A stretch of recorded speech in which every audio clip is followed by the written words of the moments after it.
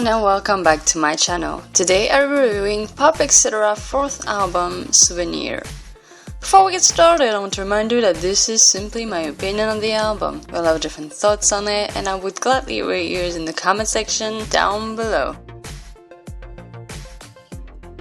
This month of July has been towards the end very quiet, so it gives me the opportunity to check out albums that came out earlier this year that I didn't get a chance to focus on, and Souvenir by Pop Etc. is one of them. If you don't know them, maybe you've heard of their work, especially in Japan, as they contributed on a couple of Kaela Kimura's songs on the last album, Mieta. They also recently had a small part in a Leo Ieri's song on the last album, We. This is actually how I discovered them, thanks to their work with Kaela Kimura, and those songs are my favorite from her in a long time. So knowing the new album from them came out this year, I was pretty excited to listen to what they do. Souvenir is the first album from Pop Etc. that I got acquainted to, and it's a very solid album. They have a very peculiar retro 80s synthesizer sound that makes them quite stand out compared to what I listen to. And you guys know I love a good retro sound, so obviously I had to talk about this album. The songs on this album have a great sound to them that accomplish everything you look for.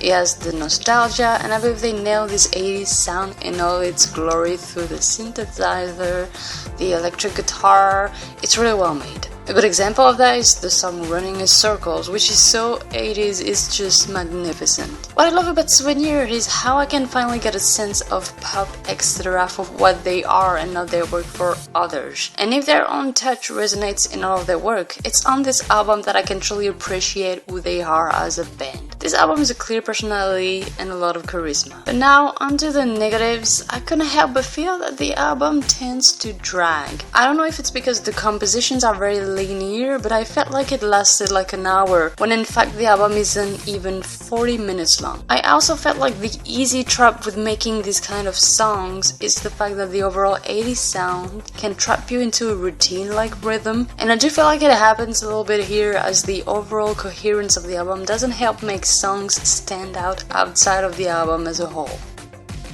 In the end, Pop Etc. is a band that I definitely will keep on following. Souvenir is a solid effort anchored in 80s goodness, which is why I give the album 4 stars.